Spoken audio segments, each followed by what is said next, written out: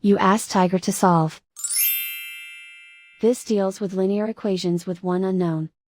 The final result is y equals -9/4.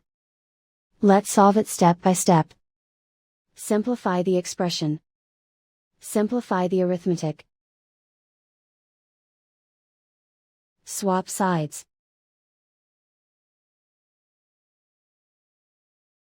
Group all constants on the right side of the equation. Subtract 6 from both sides. Simplify the arithmetic.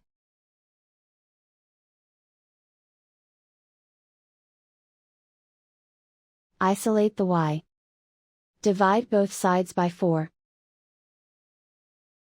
Simplify the fraction. And so the final result is y equals -9/4.